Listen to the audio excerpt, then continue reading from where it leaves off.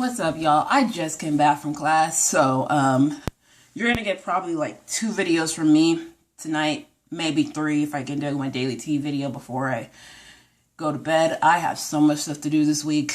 It's a miracle I'm even getting videos done this week.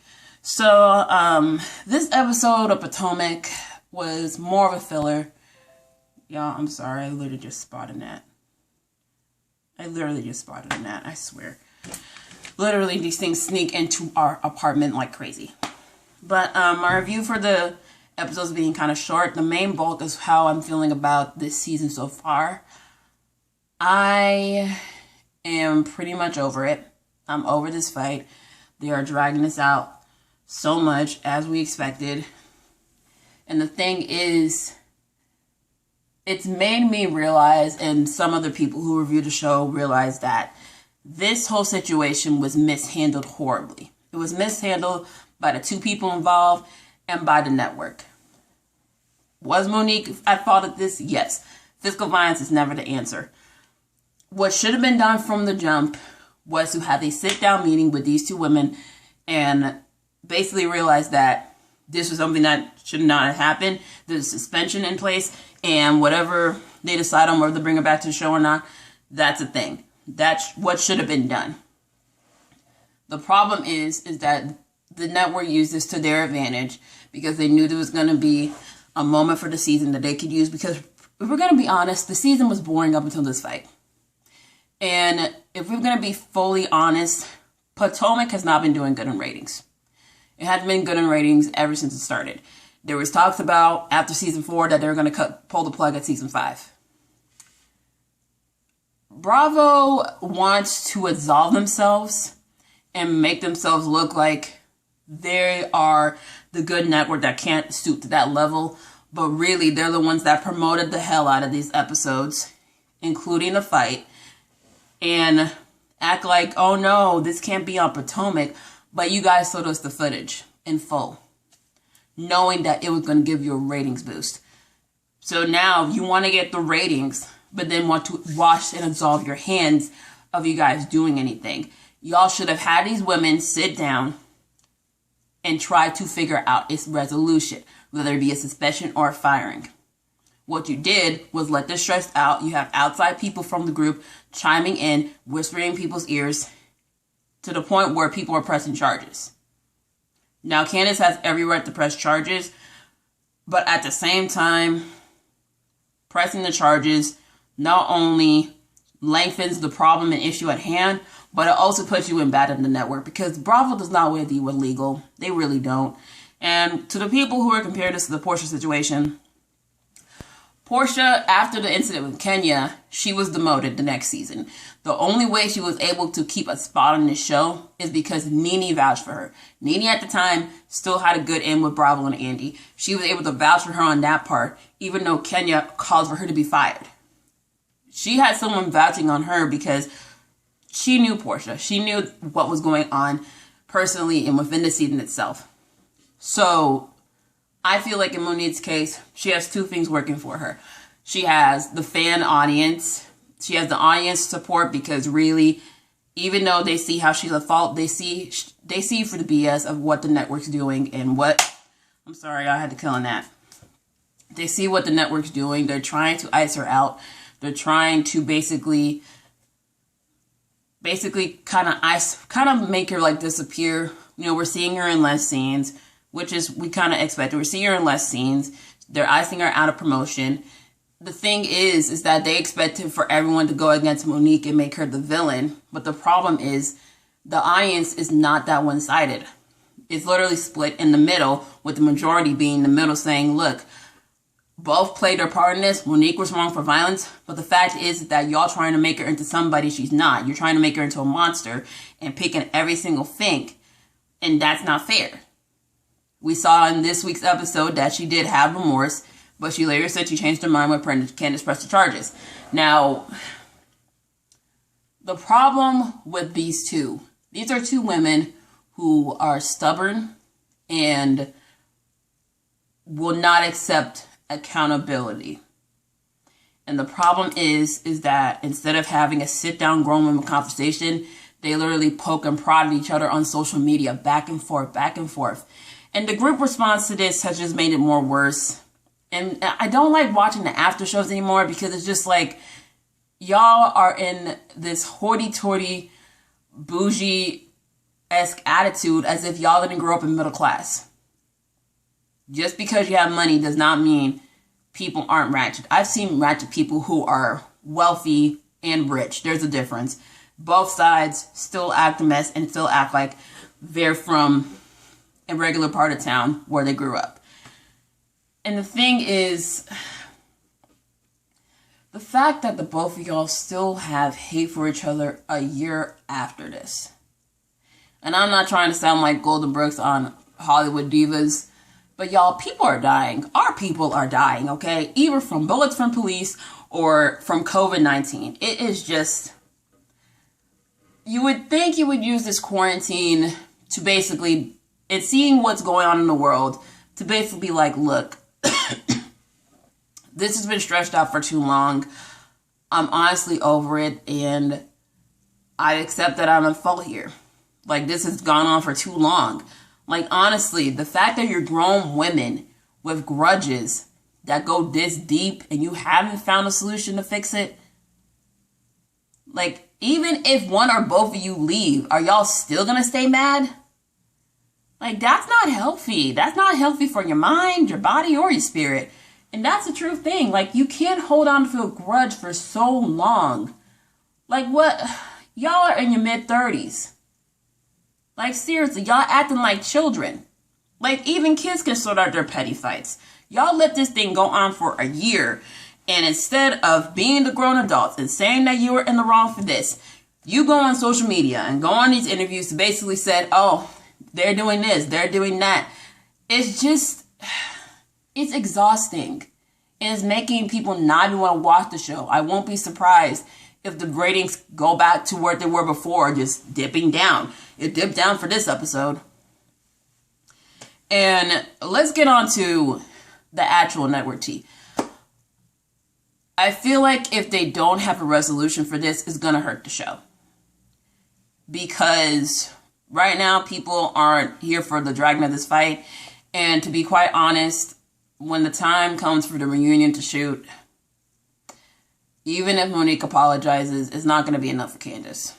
It's not going to be enough for the rest of the group because they don't like Monique. Just admit it. Rob and Giselle, you didn't like Monique from day one. We already knew this. And the thing is, no one is going to say what needs to be said. Y'all drag this out for too long. Just settle it out and say what you gotta say right here, right now. No one's gonna say that unless it's Karen. Andy doesn't care about resolution. He doesn't want to see two black women kumbayaing. He wants to gaslight the situation and get reactions to get them ratings and get them the views. Because to be fully honest, and this is public knowledge, Bravo's going for a whole rebrand change. NBC Universal, that owns E! and Bravo and 7 different networks, they're going through a shift. This is their second round of shifts that are going for the network because they realize they're not delivering the same way they used to. On the Bravo side of things, they are firing people who are problematic and also cutting shows, cutting OGs. And the thing is, they can't afford to have these shows that are not delivering and aren't really making a moment. Yeah, we like to watch it and we can kiki on Twitter and it can trend. But the thing is, if it's not delivering the network's expectations on numbers, it's not going to stay on the lineup. Like, seriously, if your show is moving from its regular date to like a Thursday or Friday date, that means it's on the way to go. That means it's on the way to go. Thursday night's already booked up with primetime TV. Friday night, no one's watching TV. They're mostly going out. Even in a pandemic, sorry, y'all had the burp. Even in the pandemic, there's still people going out here, okay? I live in Georgia. People acting like COVID ain't here. But back to that. I feel like if there's no resolution to this, then it's going to hurt the show. Even if you fire Monique and bring out a wife, that doesn't mean she's not going to be the next Monique.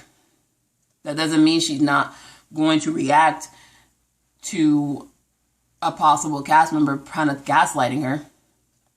Like, you have to understand, people were not raised the same. Yes, Monique did not have money growing up, but she did not grow up in the ghetto. Middle class is not the hood or the ghetto, okay? Get that together. And the thing is, you got to realize people aren't going to be the same as you. You got to realize people are different. People aren't going to like you. People are not going to respond to things that you do the same way that you would. That was the miscommunication here. The miscommunication part of all this. And I feel like, I know I'm saying I feel like all the time in this video. I feel that even if they fire one or both, I'm sorry y'all, this gnat will not leave me alone. I feel like if they fire one or both, of them, it just leaves recyclable storylines. I mean, how many times can we see Michael cheat on Ashley, or Juan putting Robin through circles, or Karen and Ray, whatever they're drafting up for the season? It's just like, what else is there gonna be? And I feel like, I'm sorry y'all, the people are fixing the plumbing in our building. I'm making so many interruptions. But in an honest viewpoint, I wouldn't be surprised if there's a casting change where we have some people not come back. Because let's be honest, when you get to that halfway point, like when you get into year 5 or something, that's when you got to change stuff up a bit. If something is not working, you got to change it up. That's why we had Wendy added to the cast, because really they needed to shake up something. She's giving us a little bit of culture, but at the same time, people aren't liking her because of the way she's dipping herself into situations. But really, when you gotta be honest, just because y'all are 5 years in does not mean you are not expendable when it comes to the Bravo sweep. So I'm saying Monique could be fired, Candace could be fired, Ashley, she might leave the show because she's having baby number 2 and she can't handle all that stress and doesn't want her marriage all the way out there like that. Karen, I feel like if she leaves, it'll be her choice because, you know, she's the lovable character of this. Wendy, you're kind of putting yourself in the position of a 1-season hit because really the response is back and forth. Robin, you bring nothing to the franchise. You're like the lowest person, most interesting. You're first on the chopping block. And Giselle, even though she brought it to Bravo, even though she's the head dog, top dog in charge, she can still get fired. Like, honestly, considering the fact of what Jamal has been saying and doing recently, I would advise her to cut him real quick because people are digging up stuff on that man and it's not looking good. You being associated with him is not making it look good. And it gets to the point where it starts to seep into the show. Bravo will have no problem with cutting you loose. That's what they did with Teddy. Once the whole allegations came out about her all-in stuff, Bravo was like, we ain't going to be associated with that. We're cutting her loose. So that's pretty much all I got to say on the whole situation.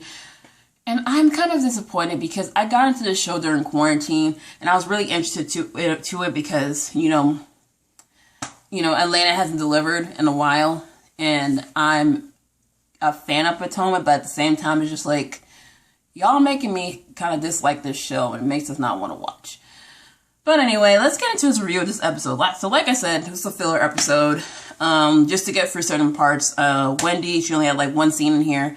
She was talking to her sister and how she's going to break the news to her mom that she doesn't want to be a professor anymore. She doesn't really have a plan. And a lot of people in the audience were introduced to how in a lot of African families, education is a big deal. And a lot of times, you know, it's hard for people to understand, but there is that added pressure from your parents. And let me tell you, as someone who's Congolese, my entire family, they refuse to like believe that they put pressure on me. When I tell you, junior year of high school was the worst for me. Like, honestly, I felt the most pressure. And the thing is, I can go into this so deeper, but for this video's sake, a lot of the times our parents live vicariously through us. They came to this country with literally the clothes on their backs and nothing in their pockets. They built something for their family. They give the kids their best education, and sometimes they guilt them saying, you know, I gave up everything and did all this for you to have the opportunity I didn't. They do that all the time. And basically that pressure is bad on us mentally, but also it pushes us to attain a lot of stuff we didn't. I mean, honestly, Wendy has done good. You know, she's become a professor. She's become a commentator. She has all her degrees. And really, you know, she should be proud of it. You know, life happens and you go to move on to the next phase. You know, I know people had a lot of questions about that, but like, that's kind of like a mid overview, because let me tell you, be glad that you are American, because being African is stressful, okay? I should know. I am the eldest and the first daughter on both sides of the family. I'm the eldest and the first granddaughter on both sides of my mom and dad's family.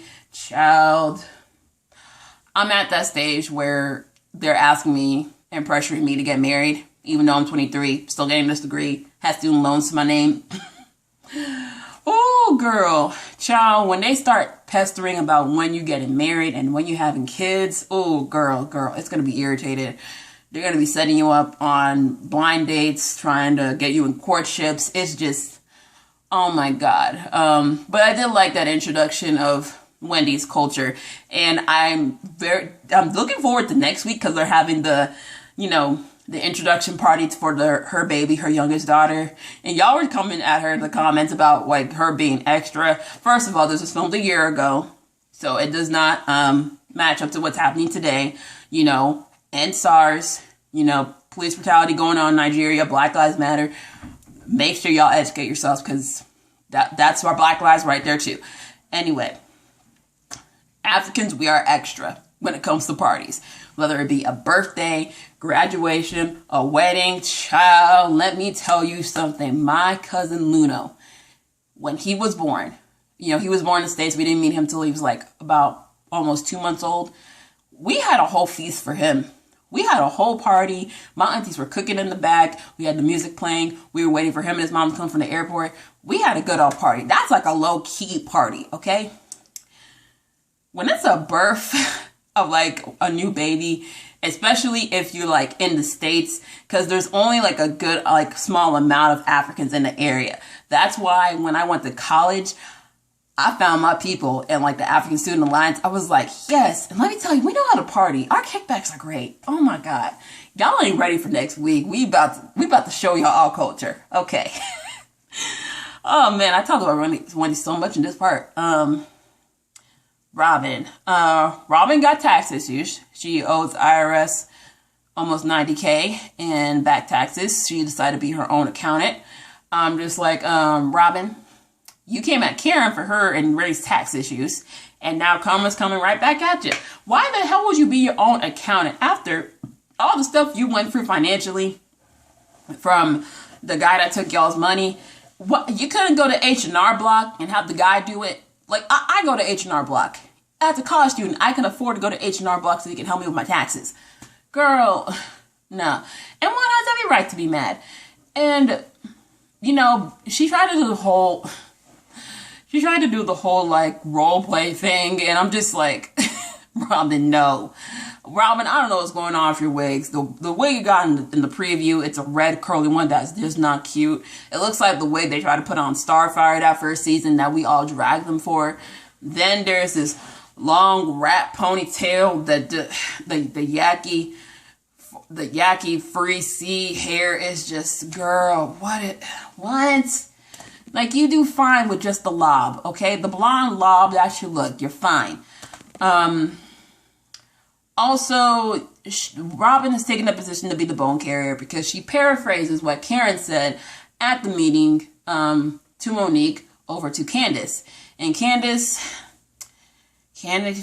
gets all worked up, gets that one tissue. I don't want to cry. Like, Candace is really pushing the victim route so much. And the thing is, she could have used that to her advantage, but she messed it up. She messed it up because she went and pressed charges, and then we know later she's going to get in a fight with Ashley, and Chris, I don't know. I don't know what's going on with Chris. I don't know what's happening with him. Maybe it's stress of the restaurant. Maybe the pandemic's pushed him back out of work. But he's just going off social media. Candace, he's not making you look good, okay? He's going off on Twitter, posting homophobic stuff, problematic stuff, threatening bloggers. Okay, Black Socialites had to get a restraining order against him. He's calling Monique stupid AF. Get a control of him. And even in the sneak peek for next week, he's in the corner just like uncomfortable. Like he makes me uncomfortable watching. Just standing in the wall at the corner while everybody else is like dancing. I'm just like, yeah, no. But basically, Robin paraphrases saying that she won't publicly acknowledge that Monique was at fault. I'm like, she didn't have to publicly say it. She said that she is like, Karen basically said that she's neutral. I'm supporting the both of y'all, but I'm also going to hold the both of y'all accountable. She said straight up to Monique's face, you effed up. And you got to address that. And basically, during a conversation with Karen and Candace, Candace asked Karen what she would do. She's like, if I was in your position and I felt that way, I would go about seeking legal action. And Candace, had it on the table at that point. And people are calling Karen two-faced for doing that. Listen, Candace is a grown-ass woman. She can make her own decisions. Karen is not her mother. She's not trying to whisper in people's ears. The thing is, she asked her what she would do in her position. If she would have been it. Okay, she's not saying what should Candace do. She's saying what she would do. Okay, y'all twist everything so much. It's annoying. Candace meets with her mom and Dorothy, she says, the stuff that happened, we don't get in the gutter like that. This is the point where we should call up legal action. That's why we have a legal team. And understandably, I get why Candace would press the charges, because the fact that Monique, after almost 2 weeks, has not shown any remorse, has not reached out to apologize. It's such a middle. I'm such in a middle position, because it's like, I get you pressing charges at that point. And also, Monique, you should have expected this. This is Candace. This is what I go back to when I said earlier. People are not raised the same way you were. Like, she is going to take the bougie upper crust route and press charges against you because you attacked her. It don't matter what reason you have behind it. You attacked her. And then, we got Karen, Giselle, and Ashley going to Karen's hometown for her homecoming. People were roasting her because of the parade. Listen, when you're from a small town area and you make it out and you make it big, you're considered a celebrity over there. And people are like, man, gives me hope that I can get out of there. We get to meet her family. The fact that her family owns the plantation where they were enslaved, and they actually are earning money from the place that their family were basically taken captured of, and they bought that land and were able to make something out of it. It's a very, powerful story, and that should be acknowledged and celebrated. We get Monique calling Ashley, and this is where she makes herself look bad. She said that she's still trying to calm down after the fact, and how basically the thing with Candace is that if it wasn't her, it would have been someone else in the group. And I'm just like, Monique, you are not making yourself look good right now. I'm just like, the thing is with Monique, I'm going to get to the thing later. It's just like, when you say stuff like that, it's like, what do you expect at that point? I'm sorry, y'all, this gnat drives me crazy. What do you expect at that point? And, we see them at the parade and all of that. Giselle roasting Karen about the parade, whatever.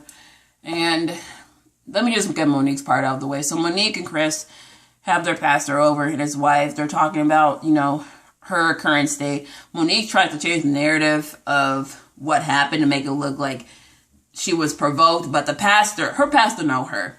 Basically, the pastor reads her, basically saying how she's a perfectionist and how she has a defensive mode. She's had a defensive mode since he has met her. He basically read her like an open book and basically made her realize that she's trying to live up to the perfection of it and how basically they don't care. And the true thing is that, look, people don't care if you're perfect. You're human. Like, you don't have to put up the perfect facade. And that's why, I remember back in the the second season, how she's talking about how her and Chris get into a fight around her birthday, like every year, and her kind of breaking down, and Giselle saying the fact that you are kind of walking around like you're fine, except you guys are kind of fighting, that's not okay. And you don't have to be perfect all the time. Like, it's okay to not have your shit together. The problem is that you're gonna explode if you keep putting things in and letting it fester and letting it be, I'm trying to find the words. If you're exerting that anger on other people who aren't contributing to that, that's going to make things worse. You're going to explode. And that's what the pastor basically told her. And she realizes that, you know, she needs to make this right. She needs to apologize. She is showing remorse here.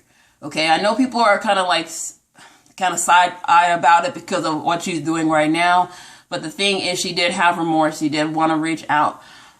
The thing is, when Candace pressed the charges, it basically just changed the trajectory of that. So, yeah, even Chris wanted to reach out to, like, the other Chris, because it's like, he values their friendship. And it's just a situation that could have been handled just through talking and not have it escalate to this point. Alright, so next week, we're going to see,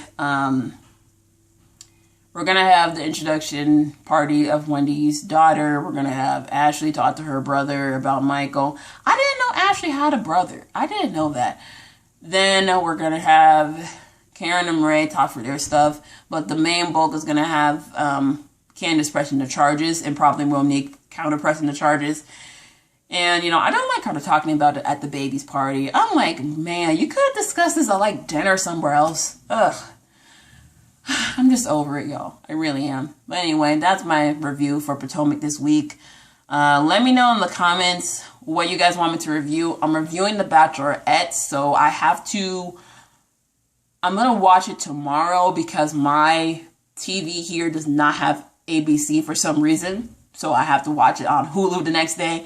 So I'm avoiding spoilers. Let me know in the comments what else you want me to review.